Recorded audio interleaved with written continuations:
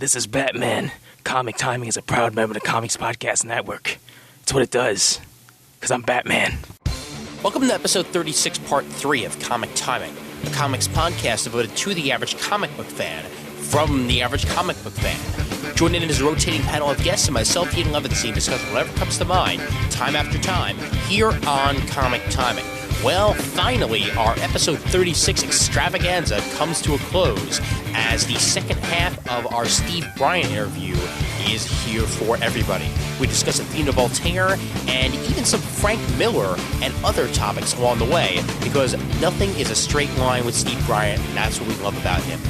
Here now, Comic Timing. Now, let's actually go specifically to Athena Voltaire here because I realize we've gone general up until now, and I want to obviously get to the nitty-gritty of the book. First of all, let's let you describe to the people out there what Athena Voltaire is all about.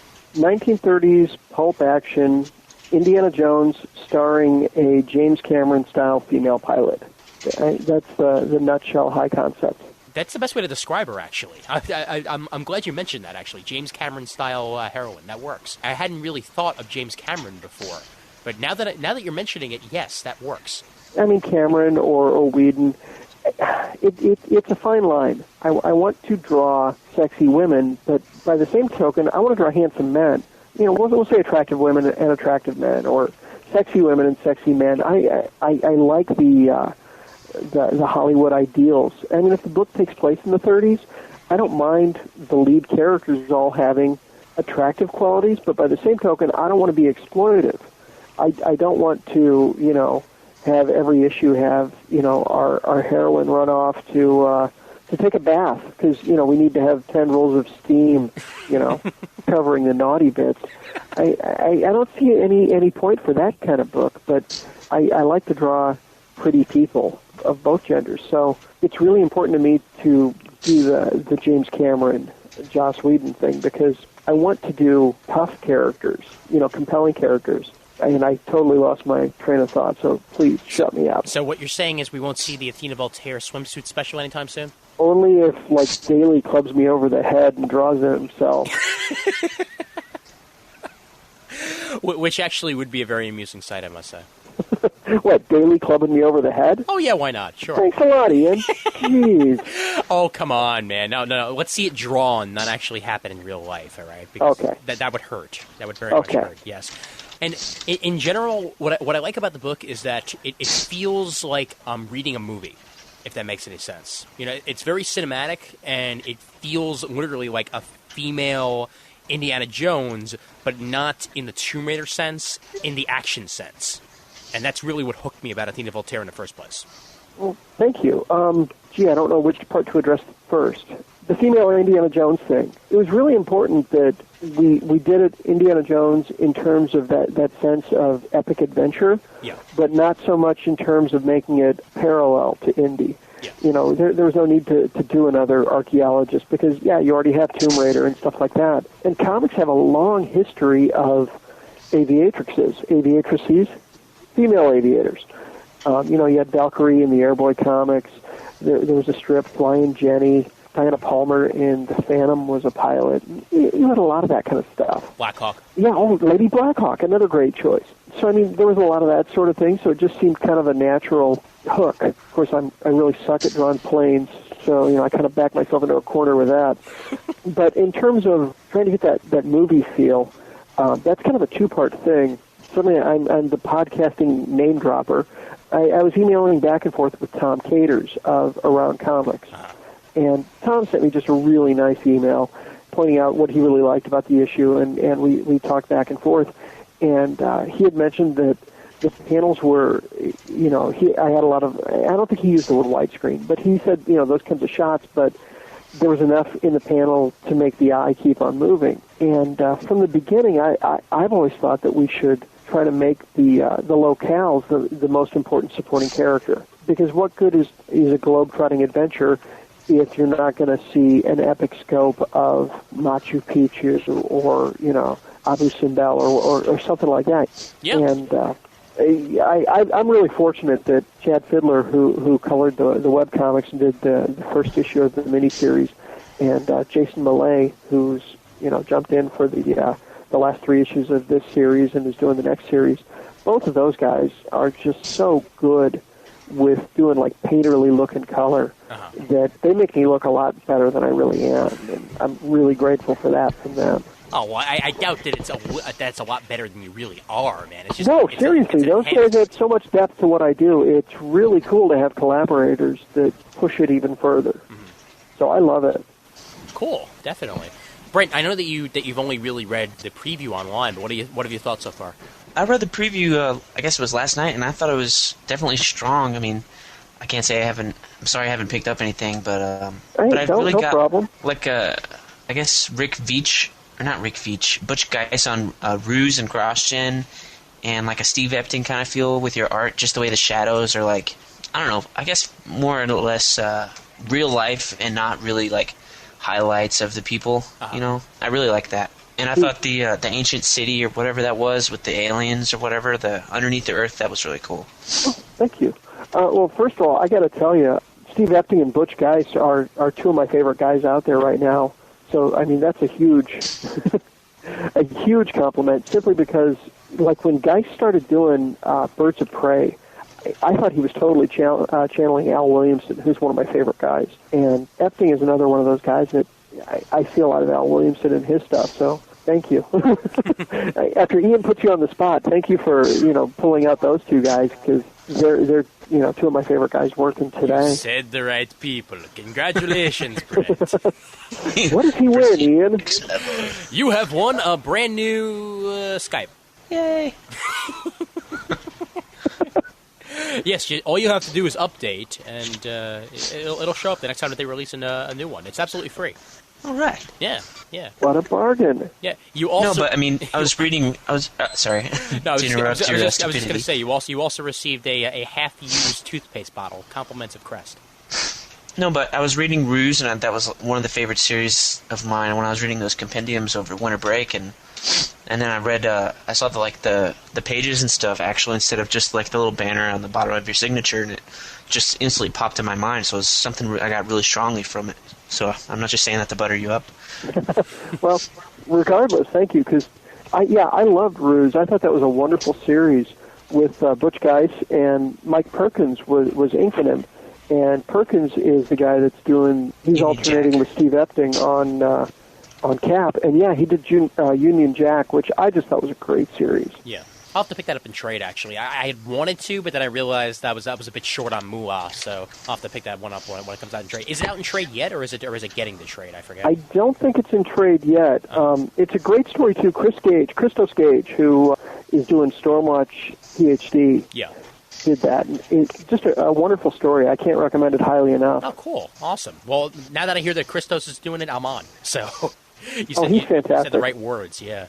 Because he's been one of those. I recently discovered him, and I'm liking it. I'm liking what I've seen so far out of him. So, no question on that. It takes a special type of artist to draw Nazis awesome. Where the hell does that come from, dude? No. Hear me out here, okay? Because oftentimes there's too much of a menace to them. Like they make them seem like devilish creatures, as it were. Like too much shading, too much dark to them.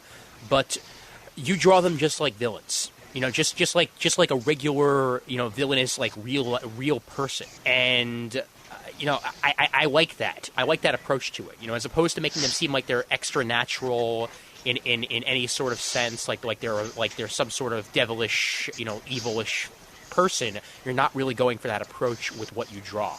And was that an approach you took specifically, or am I just throwing this out of my ass? Well, I never really thought about it a whole lot. I mean, one of the lead Germans in the book does have the scar across the eye and stuff like that. But yeah.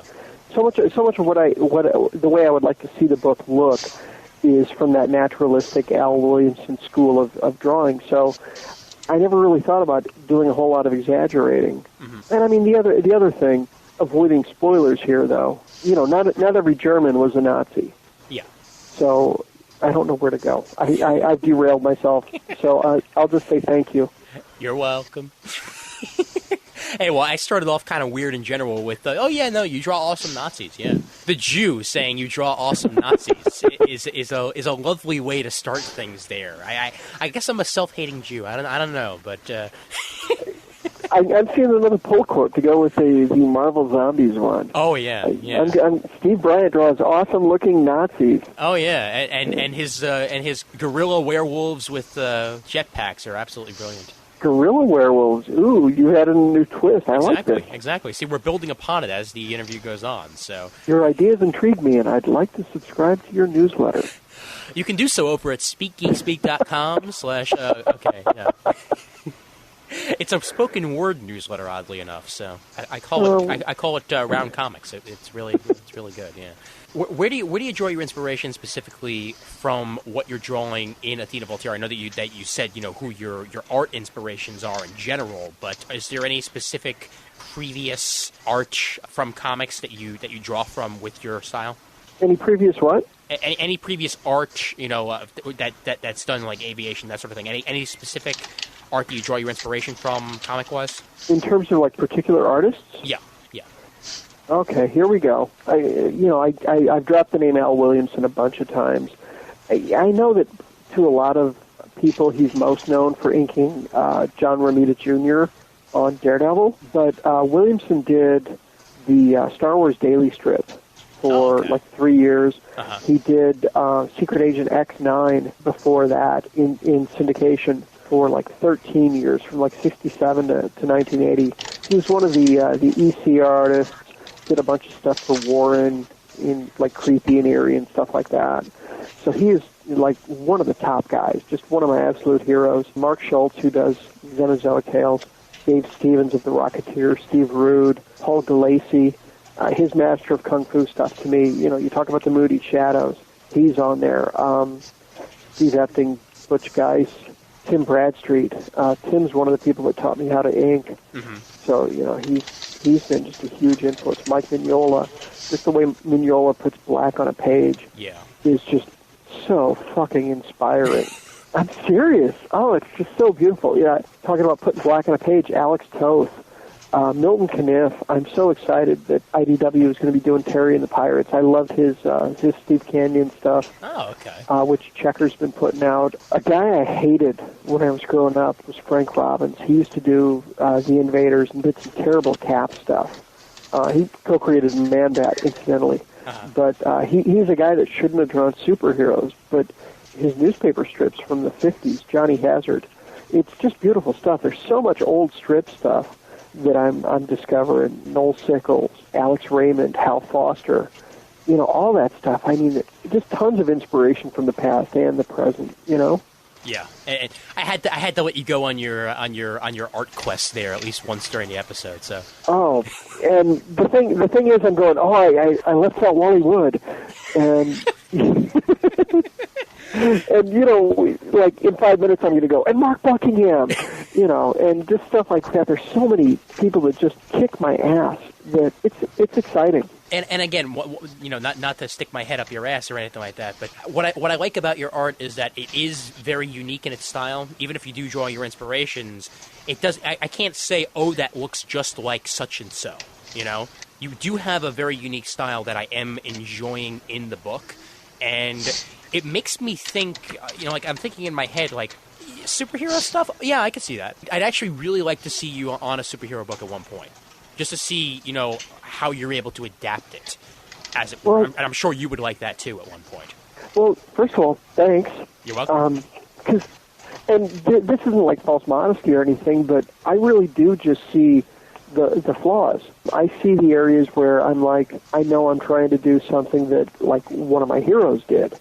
And, my line doesn't look right to me. So I just see stuff like that. So, thanks for saying that. And it's weird because when I first tried to break in, the guys that were doing the majority of the superhero things, I don't think my mentality was appropriate for it with the way that I like to do stuff. But, now you've got everybody that came out of CrossGen is kind of redefining some of the stuff that Marvel does, with like Epting and stuff like that. So I think it'd be cool to try a superhero thing, but it would have to be the right one. Again, I've run off the track. Well, stop me before I keep talking, please. You've actually led me to one of the questions I asked last time around in the interview that is lost forever in time. That I'd like to ask this time, and Brent, I want your opinion on this also. I want to ask you first, Brent, and then I'll ask you, Steve. From what you've seen, obviously you've only seen the preview, but I guess you have enough of an idea of it. What mainstream superhero book do you feel Steve's art would fit? Oh, man. Here we go. Putting him on the spot. Here we go. I guess because of the Epting thing, I could say Captain America, but I'm trying to think. I don't know, maybe Manhunter? Ooh. Okay. Interesting. I mean, the art there is good, but with the whole female thing, I was trying to think of a female one. Jonah Hex? I don't know. That'd be cool. Jonah Hex would be awesome. I would pick that up.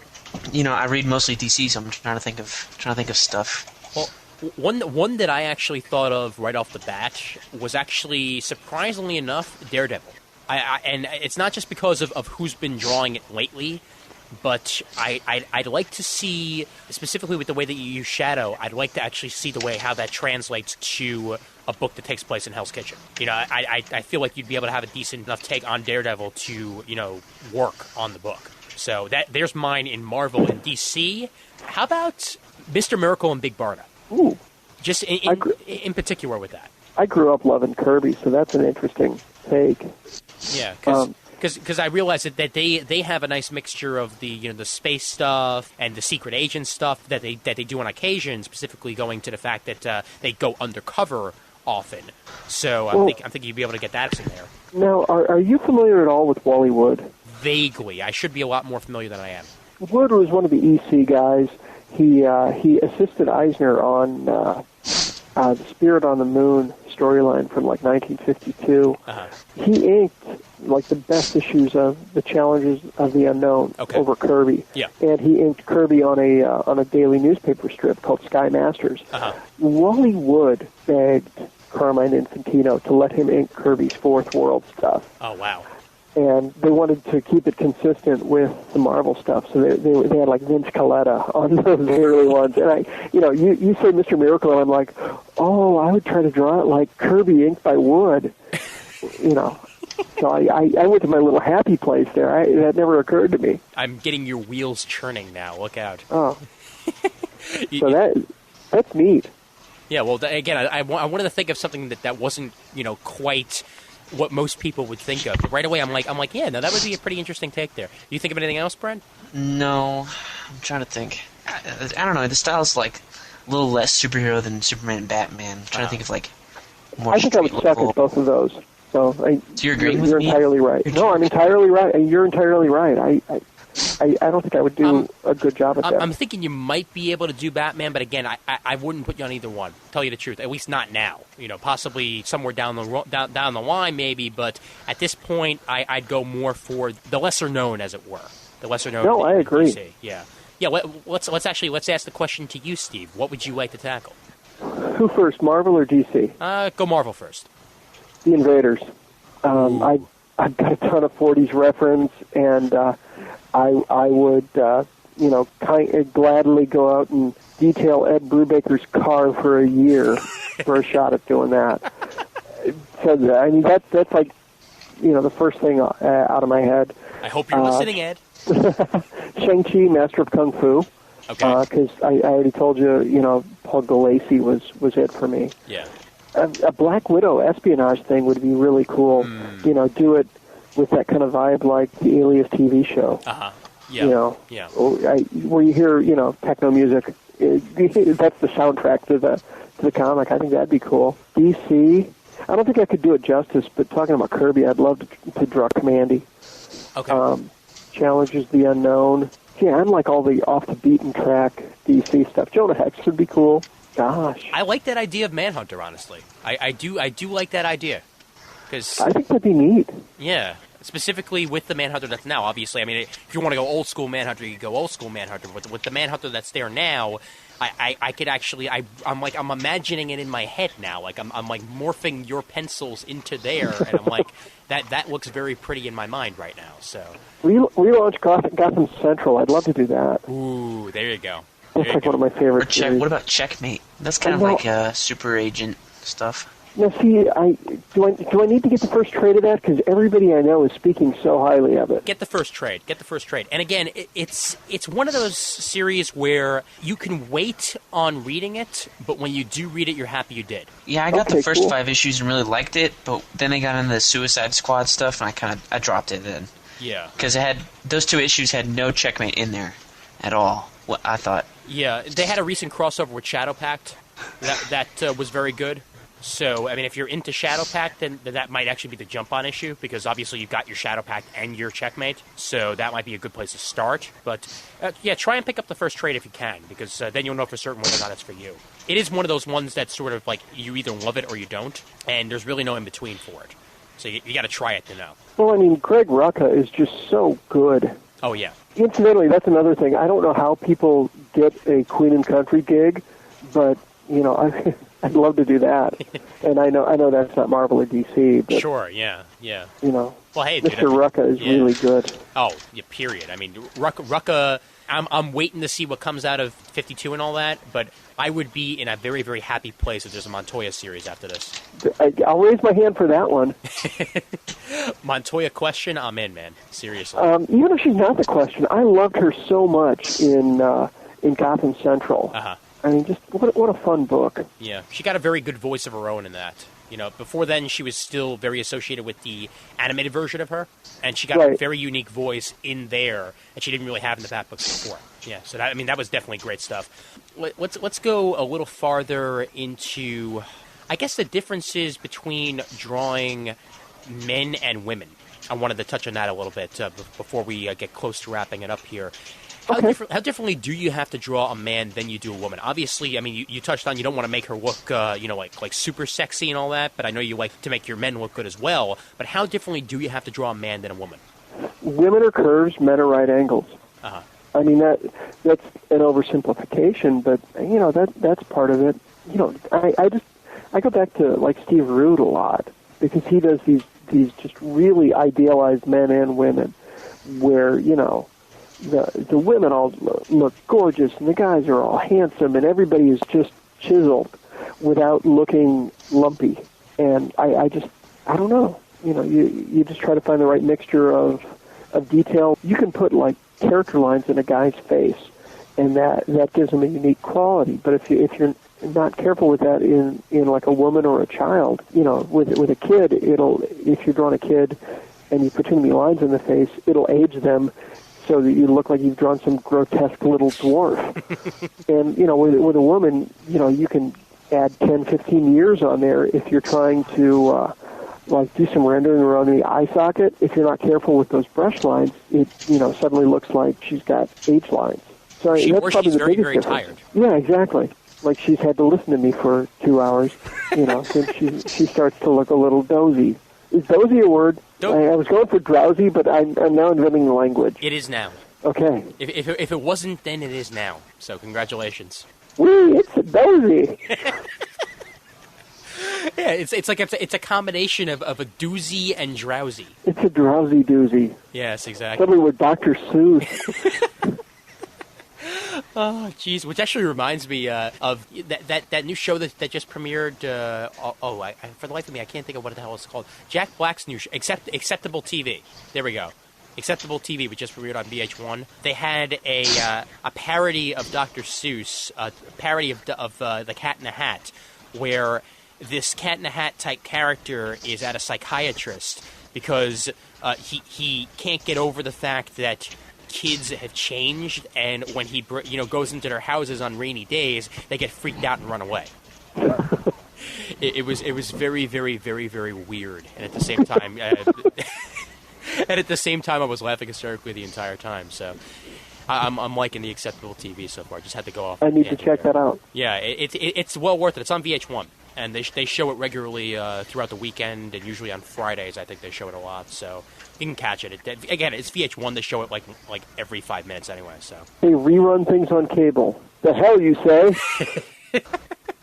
We now return to a brand new rerun of I Love New York. Oh God, I Love the '90s. Strikes Back, Strikes Back, Strikes Back. Oh. Well, you know, Andy Dick's got to have a gig, so... Oh, sure, yeah. Keep making those things.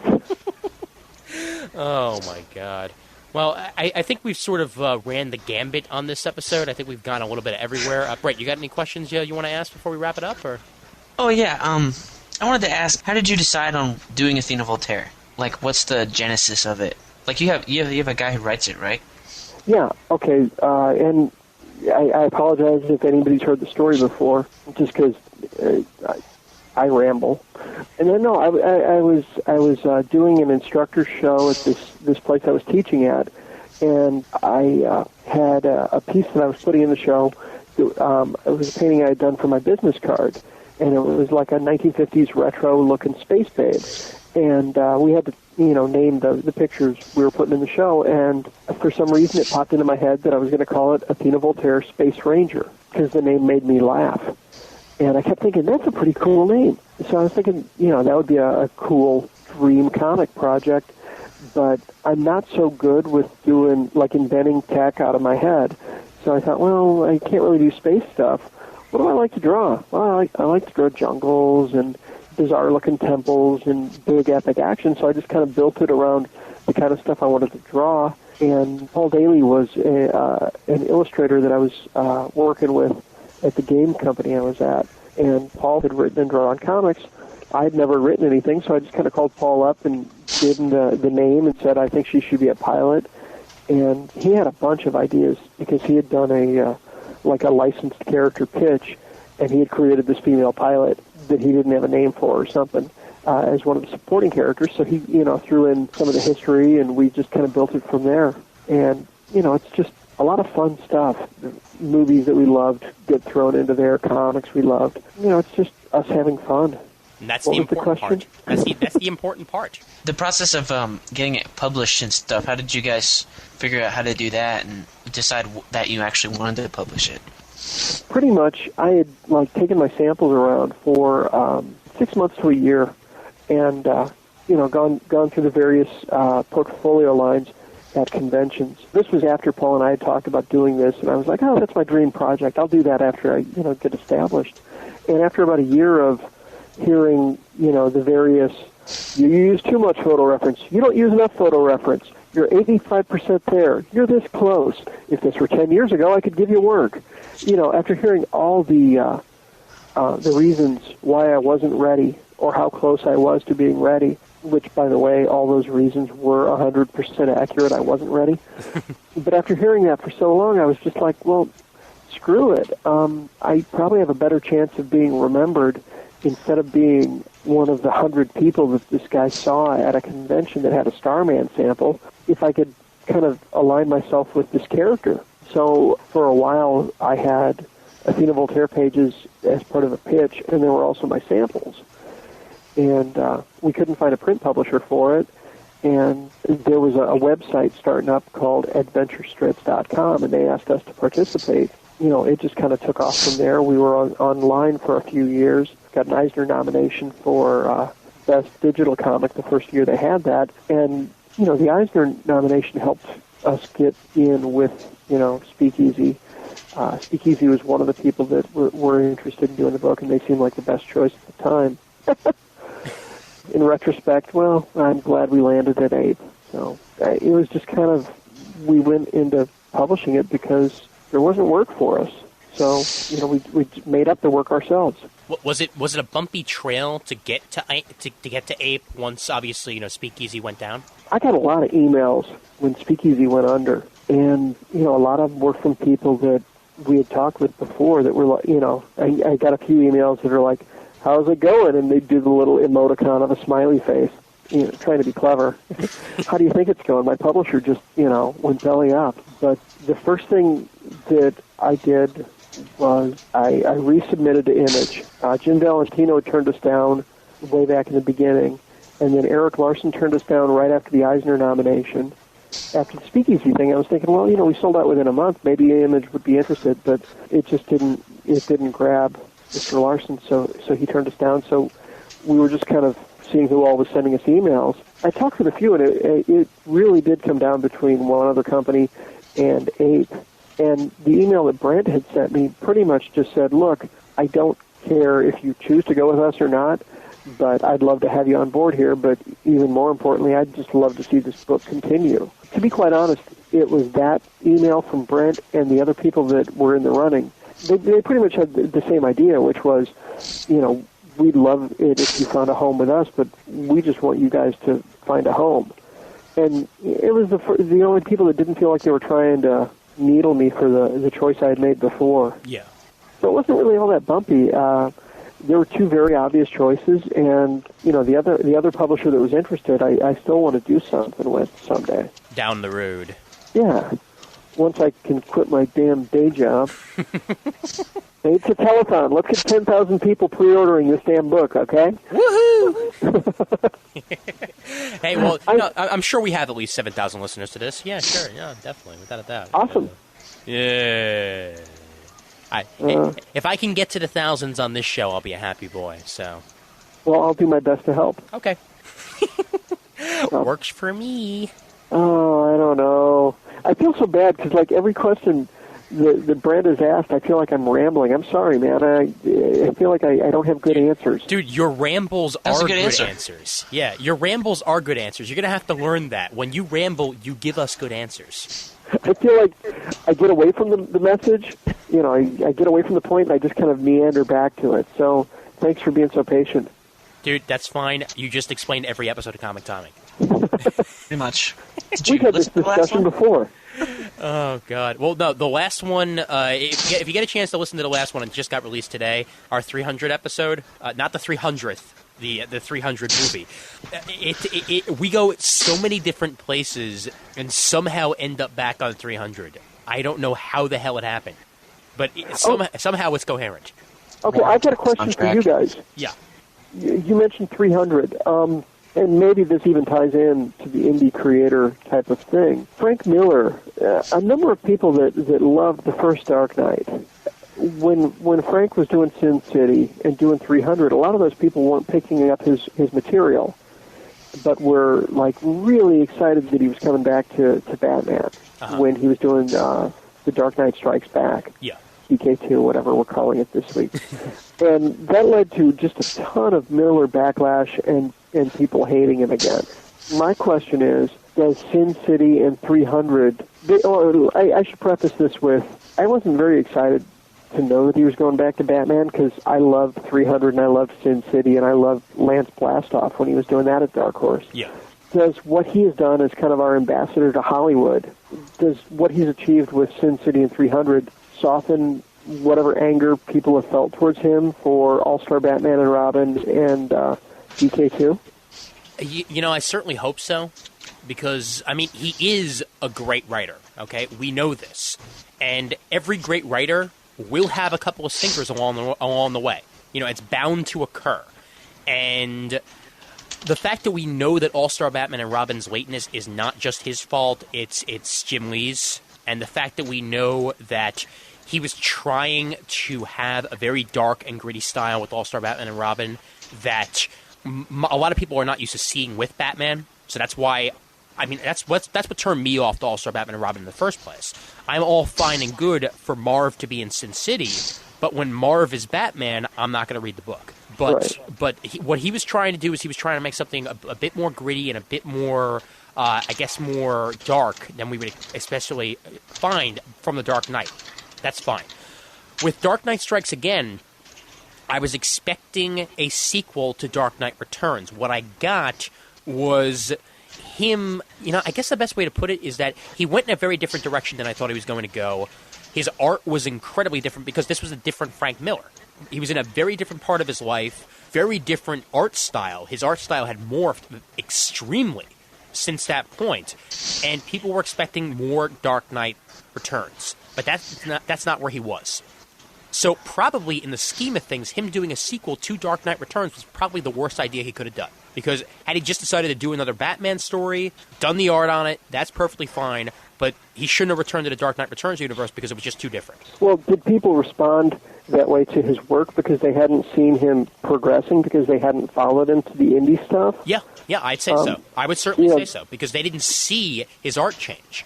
They just remembered Dark Knight from 15 years ago and felt that Frank must still be the exact same person he was 15 Exactly. years And before. they remembered him from Daredevil, and they remembered him from all these other stuff that, again, happened so long ago that every artist changes throughout the years. I mean, just think of, for example here, let's look at Stuart Immonen, okay? Let's look at Stuart Immonen's stuff from Final Night, the Parallax storyline, Right. where the sun goes out.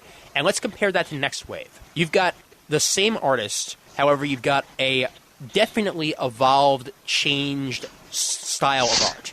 You know, his art was a bit more muddy in Final Night, and it's a bit more exaggerated or cartoony in Next Wave. However, both works perfectly fine.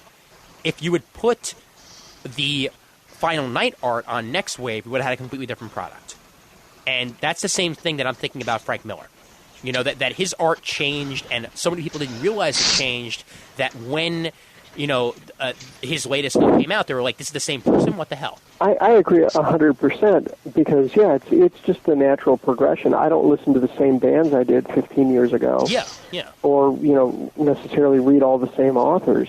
So, yeah, it struck me as very bizarre to just see the backlash that people had. And he was definitely in a no-win situation. I don't know.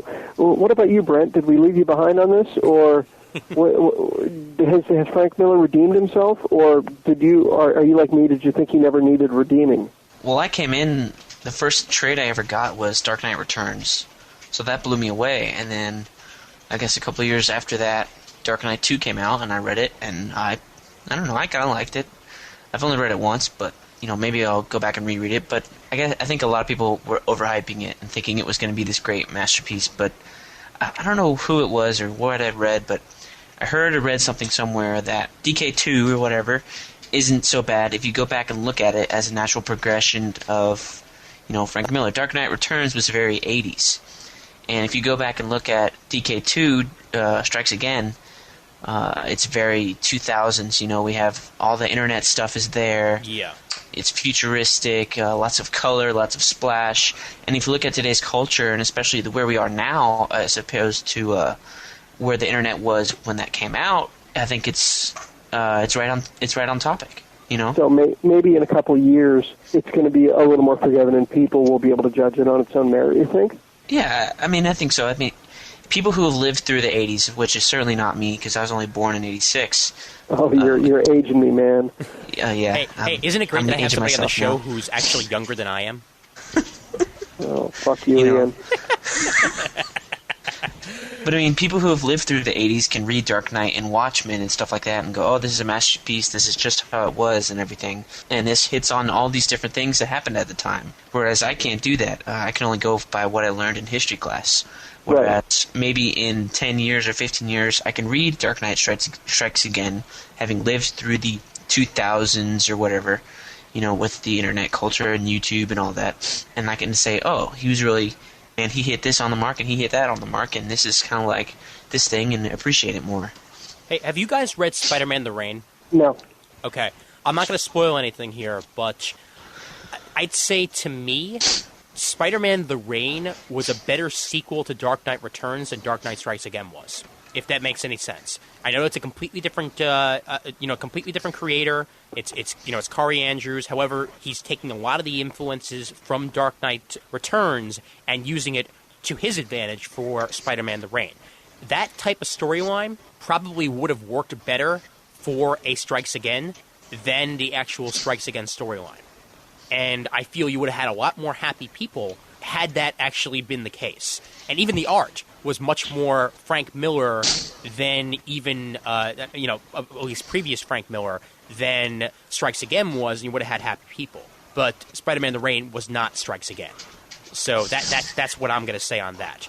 You know, had you had something that felt a little more Returns, you would have had happier people with Strikes Again, but that's not the way it went. And also, he took certain story points from Returns and completely warped them in Strikes Again. The whole Robin thing with, and again, I'm spoiling things here. Let me preface that. But the whole Robin thing with Robin turning out to be the Joker in Strikes Again, in Returns, there was no mention at all of Robin being fired, and yet in Strikes Again, all of a sudden he was. So it seemed like it came out of nowhere, and that's one of the reasons why I did not really appreciate the story for everything it was. So has he redeemed himself then with 300? I'd say so. Because, I mean, for a while he had become a butt of jokes, and I just, a little respect for the man. I mean... Yeah. And again, I mean, this is me being serious here because, again, I joke all the time on the show. I've made jokes and all that, but, again, those are jokes. This is me being all serious here. Frank Miller is one of the best creators we've ever had in comics, and that's not going to change. He's going to change. He's going to change. What we have to learn is that he's changing. So there's going to be people out there who like it. There's going to be people out there who don't. If you don't like it, well, then that's fine and dandy. You might like his next thing. Give that a shot. Well, in many ways, I feel like I don't want to use the word elder statesman because he's not that, but by the same token, he's probably close to the age that Eisner was when he wrote comics and sequential art, and when Eisner started doing all those shop talk interviews with other creators. Yeah.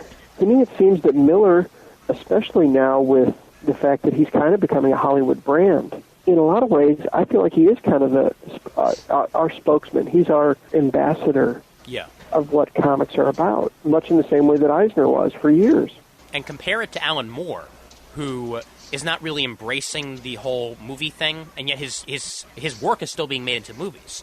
However, this is one of the things that we talked about on the 300 episode, that perhaps if Alan Moore were to embrace it a bit more and be a part of the process like Frank Miller is, well, then Alan Moore would be a lot happier with what's going out into movies. Well, and Miller had the benefit of being flown out, to Robert Rodriguez's studio to see a test. And it wasn't a test, it was day one of shooting. But... Rodriguez used the books as boards, and I don't know that, at least prior to him doing that Moore would find himself in that kind of position. Yeah. But I don't know. To me, what excites me is seeing Miller doing Sin City or 300 more so than him doing Batman. I would love to see John Byrne go back to the Next Men. I want to see Art Adams go back to Monkey Man and O'Brien. And I'm fine if Mignola never goes to the Marvel or DC universe again and just stays with Hellboy. Yeah. I love seeing these guys doing characters where it is their singular voice. And you're far from the minority here. You're far from the minority. There's a lot of folks out there who would agree with you. It's just so exciting to me to see the singular voice that these guys have. So I guess I tried to tie it up in a bow to bring it back to indie. Well, indie talk. I like Miller as our comic statesman better than Kevin Smith. Yeah. Certainly better. Well, I mean, Kevin Smith tried to do it with Mallrats and stuff, and look how that turned out. And the fact that Miller writes comics, Smith writes a comic. Well, his Green Arrow run was good. Yes, but just the fact that Smith seems to be all over the place, and Miller at least sticks with what he does. Because again, we're never going to see Daredevil Bullseye Target. That's dead in the water. But the first issue came out. We're never going to see that again. That's not the sort of face we need for comics. So I'm all for a Frank Miller over a Kevin Smith. Now, see, I like and respect Kevin Smith, but the thing that Miller has that makes him so exciting is he's not a comics writer. He's a comics auteur. His Sin City stuff was entirely done by him, right down to the lettering. And to me, that's exciting that this guy can do everything. That he can sit down and this afternoon he'll give you a comic. Yeah. That's pretty cool. That's really cool. And I'm really hoping that the spirit just kicks us all right, in the gut. Just as I'm hoping that Watchmen kicks us in the butt, but yeah. Well, and here's something else. My question, talking about Mr. Miller's career. Now that Sin City is a success and 300 is a success, Ronin has been optioned, his DC series. Yeah. Will that be branded as Frank Miller's Ronin? Is he now a Hollywood brand? I'd say so. Yeah, I'd certainly say so. That's pretty damn cool. Oh yeah. Well, once you make $70 million in a weekend, you're a brand. And again, to me, that's just really exciting as somebody that owns a creator-owned comic, that here's this movie by an unheralded director of a property that's not a known brand. It's a period piece, so those generally tend to be expensive, but, filming against the green screen, it wasn't.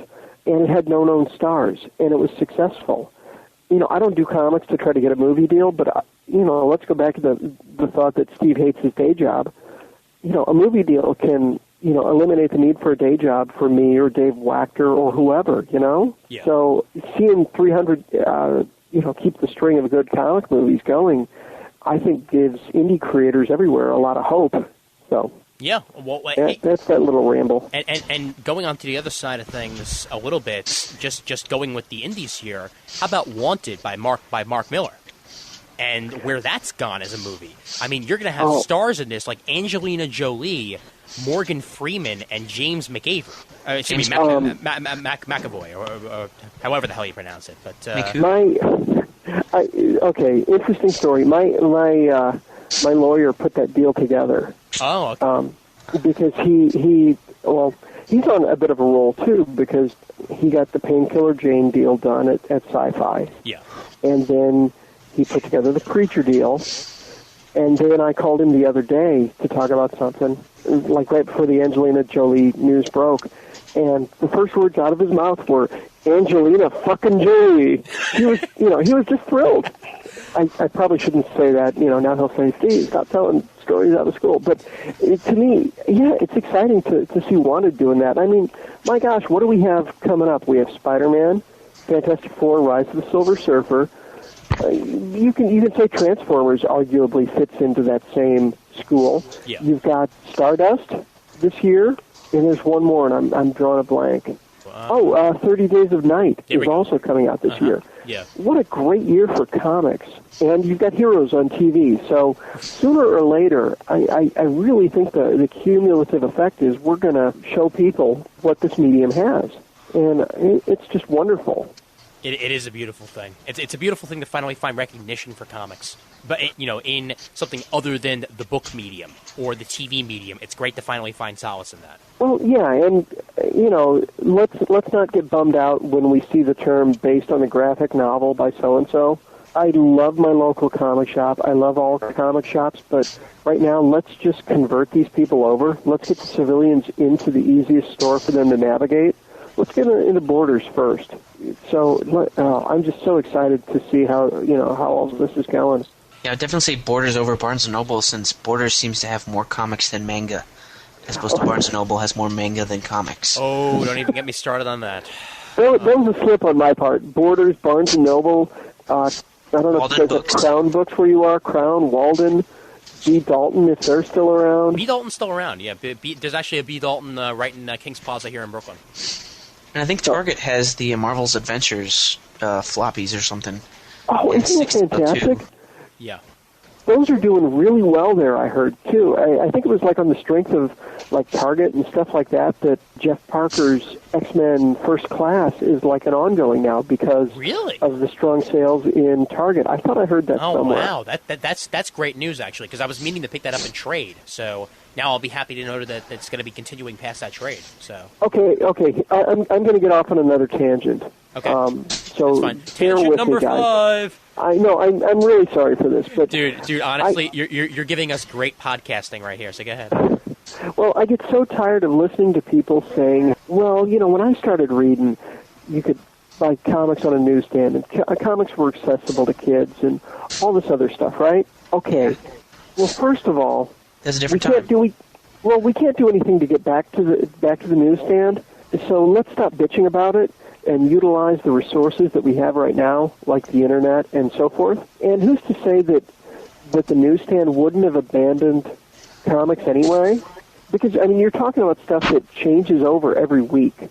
If they had stayed on the newsstand, they would have had the lower price anyway. How profitable is that to rotate your stock when you got an issue of Playboy or Penthouse or whatever for $5 that doesn't change? These guys are going to go where the money is. So, rotating comics in and out, how much does that help a newsstand, I guess is my question. So maybe the newsstand was going to abandon us anyway. But with these digest books, I don't know, a $5 book that has 4 or 5 comics in it, that's a pretty reasonable buy for me, especially if it's at, a Target or a Walmart or whatever when I'm, shopping with my son. That's a perfect price. Why do we have to keep bitching about, well, things aren't the way they were when I discovered them? you know what? TV isn't the way that it was when I started watching it either. You know? Yeah, back when it was black and white. And... Well, no, but I mean, commercial television. Well, look at how episodic television has changed since the advent of TV on DVD. You can have more sophisticated storylines. You don't have to just think about people aren't going to watch this every week.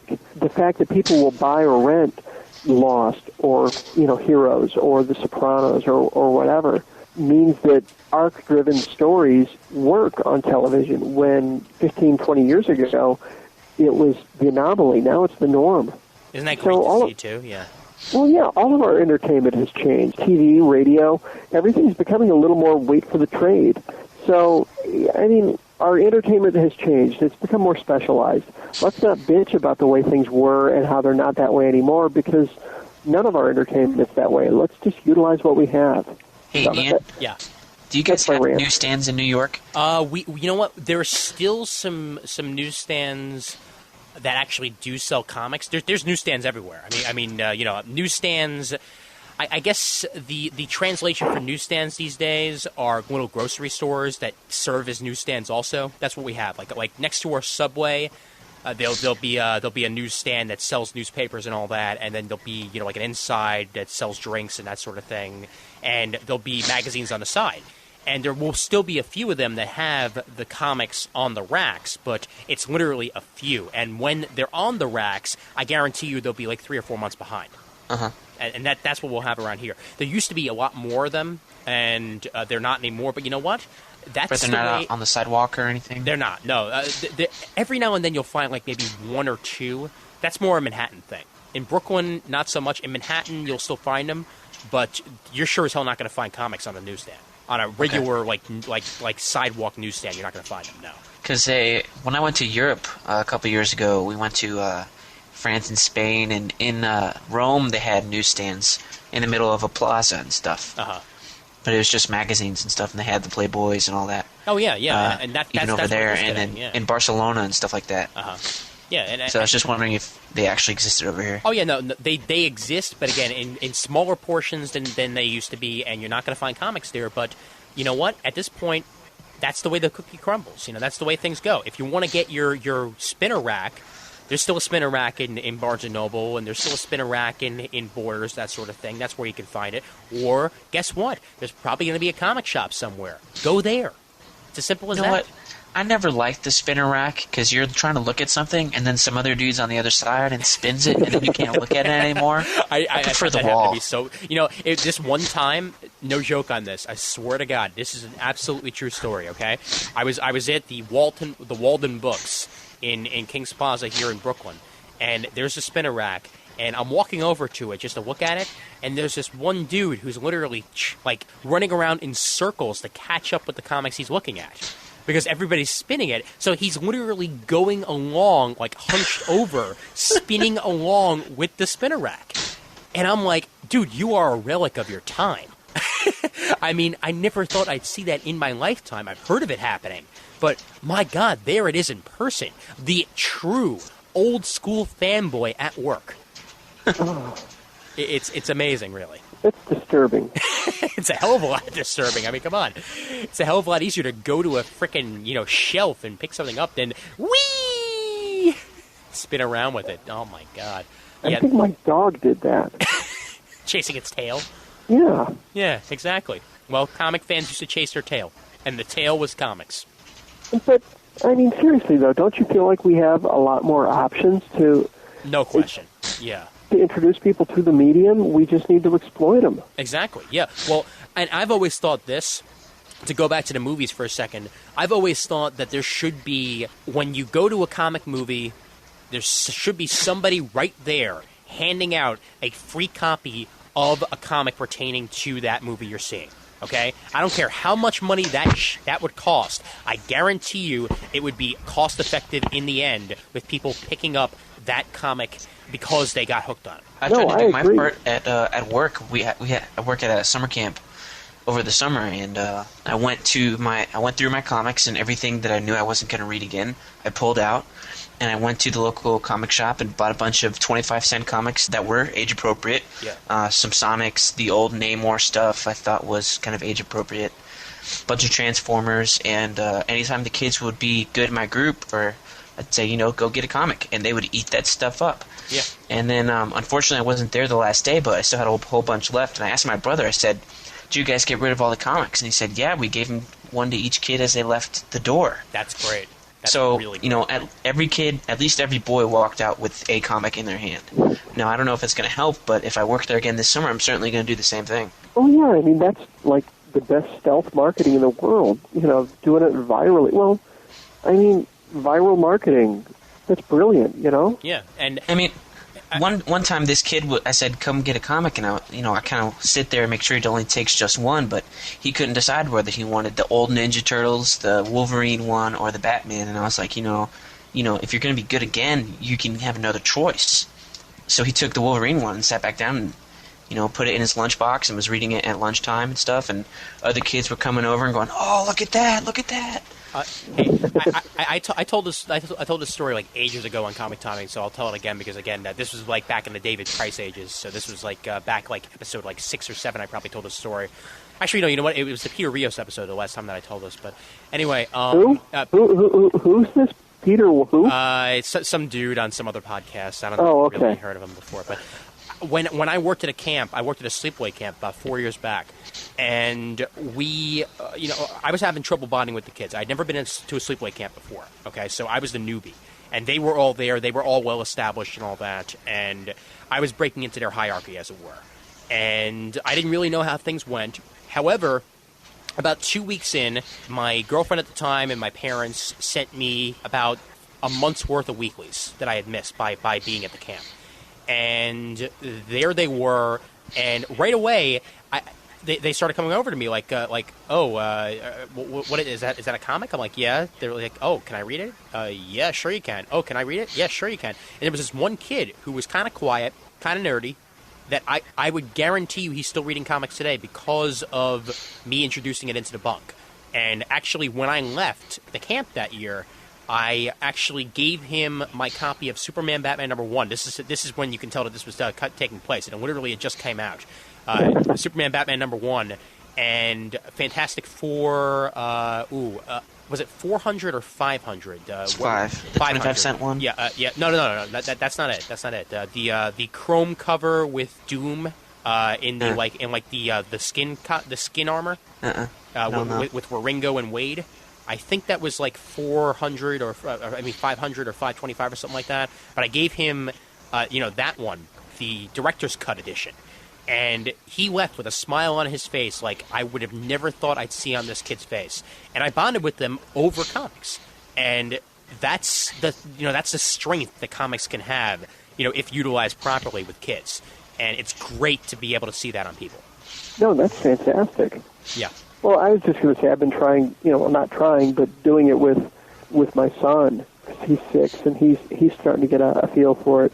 But it's funny because certain things that he had no interest in, I can tell that other kids at school are into comics because he had no interest in the X-Men cartoons whenever we'd be flipping through them on Saturday mornings. Yeah. And we went to the shop this last Wednesday to pick up my book. The owner makes buttons. And so they have a big thing of buttons in the front. And Chance, my son is Chance. He sees, Wolverine. He's like, that's Wolverine. And I'm going, yeah, you've never had interest in X-Men. So I know there's other kids at school that are into comics too. So I just think it's cool. I really think that we're going to find a way to market to the young readers and bring them in with digests and, with Cartoon Network having Teen Titans with a healthy run, and Justice League had a healthy run. We're going to get a healthy run out of the Legion. I mean, Ben 10 is brilliant comics, even though it's not really a comic. It's Style H for Hero reimagined by Joe Casey and Joe Kelly. That's pretty damn good in my book. Sure, yeah. I mean, the fact that, and again, this is a good thing that these kids are catching on, because we had an entire episode once upon a time about how comics seem like they're starting to be for older people. Well, if we're getting the younger kids involved, then that's certainly a good sign that this thing will continue for years to come, because we need the younger generation involved in order for our love to thrive. It's simple as that, because we don't want it to die with one generation. We want this thing to continue for ages. So, yeah, comics should be for kids. They should be for adults. They shouldn't be for either gender. You know, it's such a great medium. Let's do it for everybody. Yeah, amen to that, man. And yeah, I mean, I think we've gone into about 4 different subjects today, all of which made for a fantastic episode. So You've got break 2 this up, you know. It's going. yeah, we've got I think like an hour's worth of one episode and about an hour and a half of another. So we're good, man. You'll be Raging Bullets type. You're gonna be like part 3. Oh man, well this is a 2.5 hour episode. So I'm Just gonna call it a separate one. exactly that will in Are general. you sure you don't want to do this like once a quarter? It can be like your version of the Bendis tapes with somebody not as good like me.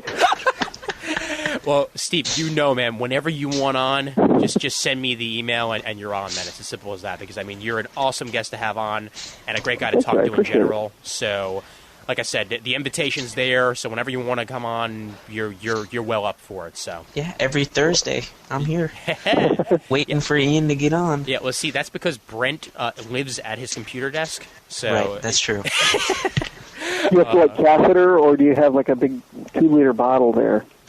No. Because I think either choice has got to be a little uncomfortable. Yeah, how about that Kathy Lee Gifford? Yeah. Oh, stop. No, I'd love to do it again, because obviously I have this problem with, being so quiet. Oh, yeah. I mean, we had about 2.5 hours of absolute silence, so I don't know, whatever the hell I'm going to do with this episode, really, man, but... Incidentally, I do need to point something out. Yeah. Calling me on my phone instead of using Skype was a good choice because in the studio I've got my computer and my cable modem right here, and my cable modem went out twice during our conversation. Nice. So, Nice. yeah, I would have been lost otherwise. Hey, well, like I said, we're using hardware as opposed to software to record now, so it wouldn't have gotten out of sync at least. So I'm a dumbass artist, so what you said really doesn't make much sense to me. I'm using a separate recorder to record as opposed to the computer that I'm talking on right now. I use the fuzzy end of the brush. That's the part that I put in the ink. My cat's breath smells like cat food. And the internet is a series of tubes. I love that quote. Oh, ladies and gentlemen, that's our tax dollars at work, baby. Oh, man. And that's literally brought up once an episode here, so I'm glad to mention it again. Oh, but, dude, you want to give the website for everybody before we head out? Oh, mine? Yeah. Oh, sure. AthenaVoltaire.com. With the HTTP and the www. Can we stop saying www and just switch to, 6U? If it's double U and we got 3 of them, let's just start a new trend and be 6U. So you can find him at XXX.AthenaVoltaire.com. Check out my cam. No. It's worth it, I'll tell you. Oh, good Lord. Yeah, but definitely AthenaVoltaire.com, and if your comic shop is not getting in Athena Voltaire, tell them to get in Athena Voltaire. It's well worth it. So, in general, man, like I said, I'm enjoying it every step of the way, and dude, just keep it up, and I'll be reading them and buying them, not just reading them. Thanks, man, and thanks for talking to me so long, guys. I appreciate it, both of you, for answering my dumb questions. Hey, pleasure's all mine, man, because you answered ours. So. Cool. Thank you guys so much. This has been a lot of fun, and thanks for putting up with me on the forums, too. I know I'm a grumpy old pissant. But, don't worry about it. At least I'm not as bad as Darren Goodhart, who I think is pissier than I am. No, but I like him. He's a nice guy. Foreigner Reloaded, that guy's always mad. Foreigner Reloaded, he had all the problems with the German language. Yeah. Yeah. Well, the first thing I did was recruit him. He's my consultant. Oh, dude, awesome. Nice. Well, because he can't be mad, so I'm actually going to have him check over when we do Flight of the Falcon as a trade. I mean, I'm going to have him clean up my German. Well, not my German, Paul's German. Yeah. I'll leave you guys with this story. My collaborator, who makes me seem like, a youngster, and I'm not kidding, he was all proud when he was writing the German dialogue for the book, because he said, I got out my Sergeant Furies, and I've got that for my German quotes. Sergeant Fury from the 1960s is not a good example of Germans. And we got so many emails from people who didn't like the dialect stuff that was written out. So I'm going to clean that up, too. But, yeah, Paul. Sergeant What are you gonna Fury. do? You seriously go to Sergeant Fury for your German. More power to you, man. Yeah, well, he has written the next arc, but he got it to me in enough time that she's not on the CGS forums a whole lot anymore. But do you remember Take Backup? Yeah, I remember. Yeah. Yeah, Molly. She is editing the next series for us. Oh, cool. Awesome. So again, it's the whole power of those forums, because I met her because we both liked Arrested Development and Veronica Mars. Oh, man. Well, dude, hey, come on. I've been on the forum since the rotating covers, so I remember most of the people who have been on there, so. I don't remember what the forums looked like when I started. I I got on originally when I'm such a fucking narcissist. I got on originally when someone told me they had mentioned us for the Eisner nomination. Oh, okay. And then I got on when we were, I think it was like the very beginning of the Indie Challenge. Uh-huh. So that was like episode, like, what, like 40, 50, something like that? Something They've like been that. mentioning your book ever since I started listening. Oh my Can't get God. rid of it. I swear, I got to give Brian a kickback. And, well, at this point now, I've got to add Ian to the kickback list, and Niesman, and Hey, Suntress, and everybody. I'll gladly take a free trade, you know? Well, we'll talk at the next convention I'm at when I don't have to worry about UPS destroying my books. Oh, You remember that? yeah, I remember The that. New York thing? I'm What can- just glad I got one of the issues, that's all. What can Brown do to you? That's their motto. Hey, they're called brown for a reason. Oh, but if nothing else, now that New York will not conflict with MegaCon, maybe I'll meet you in the next 11 months, Brent. Hey, hopefully. I'm going to MegaCon after this year, so I'll definitely go next year. And If you're there, I'll definitely seek you out. I'll be at San Diego this year, man, so. As will I. Are you going to make the trek out to San Diego, Brent? Unless you want to pay for it, I'm not going. Okay. Same for 300. My girlfriend went all out, so we're spending a crap of a lot, but at the same time, we're going to be in, like, heaven the entire con. We're, like, up one hotel away from the convention. So, Wow. yeah, we're good. Yeah, we're going to be probably at the Hyatt because we weren't able to get into the Hyatt with with convention rates. Yeah. But two of the guys that I go there with have really good jobs, so they want to do that. Yeah, and I'll probably also be at Baltimore if you're going to be there. I won't be there, but I apparently I'm going to be at 300, so that'll be Oh, fun. sweet, awesome. Well, I'll definitely see you there because we're taking a road trip. We're going to be out there all 3 days. Yeah, I'm still trying to figure out all the. It's going to be neat. It's going to be awesome, man. But and Oh, okay, group hug. Group hug. Oh, and Brent, as usual, thanks for joining me, man. And we've got our BK's Bullets joint thing coming up, hopefully soon on Raging Bullets, right? Hopefully. Awesome. Sweet. Or earlier, yeah, it was last week. Anybody who likes hearing Brent and myself go off on tangents, that's a good one to listen to. So. No, I listened to it. We were pretty on topic. I Okay. didn't have to edit too much, so we were pretty on topic. Good. I'm glad. You guys go off on tangents, really? I have, that actually reminds me of a story. The email. You must not have listened to Comic Time previously. Oh, he has from time to time, I'm sure. So. And yes, and I've participated in tangents, and we've mocked ourselves. Yes, exactly. But That's what Comic Timing is all about. RagingBullets.com for BK's Bullets and all that. And let's get to the end of the episode here. Let's do the credits right now, and I'll thank everybody at the end. The email address for Comic Timing is comictiming@gmail.com. Don't forget to check out those forums over at cgspodcast.com. They're back. Exactly. cgspodcast.com/forum. Everybody except for Brent, he's left out. But the new forums are up and running. Everything is saved from the last time. Nothing got lost. You can just log on in. It's a brand spanking new forum on a brand spanking new server, and it looks fantastic. So go ahead and check that out. Graciously hosted by the Comic Geek Speak guys over at comicgeekspeak.com. We are proud members of the Comics Podcast Network over at comicspodcast.com. Please send us your iTunes reviews on iTunes. That would be graciously appreciated, and it helps spread the word about Comic Timing. Please vote for us on Podcast Alley. The links are in the show notes and on the Comic Timing forum. And please dig us on dig.com. That's on the Comic Timing forum as well. And a whole list of others are on there. And don't forget, Nova number 1 will be our 22 pages upcoming. So anybody who wants to partake in Nova number 1 conversation, go ahead and pick that up, and we'll discuss it here on the show. That's 22 pages, number 3, Nova number 1.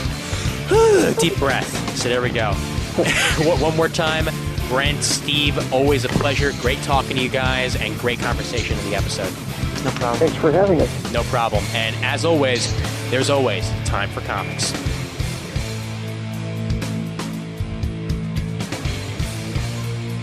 I mean, $3 an hour. That's like Kathy Lee Gifford's shoe money. What? Kathy Lee Gifford, she hasn't been in the spotlight in years. Yes, that's why I'm throwing out the old reference. Okay, for people who still remember that whole scandal. I don't. Wait, you don't remember the shoe scandal? No. The kids in like Zimbabwe that were making her shoes. The only thing I remember about Kathy Lee Gifford is her big leaving Regis Bonanza or whatever. Oh, okay. That's it. Well, at least Steve knows what I'm talking about. He laughed.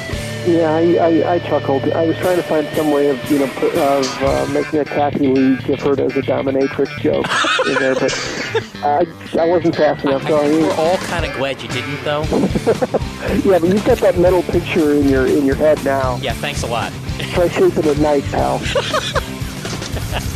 Hey, it's not 2 a.m. yet, so the craziness hasn't started yet. But Yeah, we should start at 9 more often. yeah, I know. Yeah, we're much more coherent.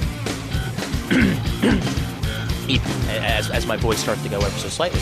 That's what happens when you talk for almost 2 hours. Yeah, no. Holy cow, we've been on for a while. Yes, we have. But that's okay. You're on your headset. You're doing your work. That's important. So. Oh, as far as you know. No. I don't know, Brent, check the cam. Am I working?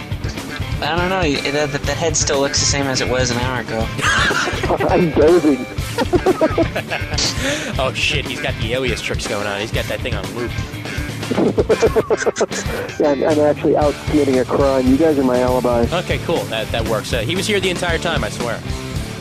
You've heard me lament how sucky my day job is, and really, the whole thing, and this is not exaggeration, the whole thing that gets me all fired up to get home to work on this silly-ass career path that I really want to pursue is listening to comic podcasts. I'm not kidding. So it's been invaluable to me.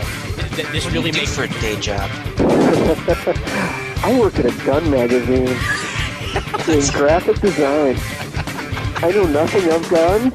I like to lovingly refer to the magazine I work for as Second Amendment Circle Jerk. Oh man! Oh, that's beautiful. That's absolutely beautiful. Oh, but that's my day job. This just leads me to want to say what I did today. Okay, I've been temping for the past couple of weeks. Okay, so that's been my job. $15 an hour. I get paid to play a video game. Now I'm locked in a room.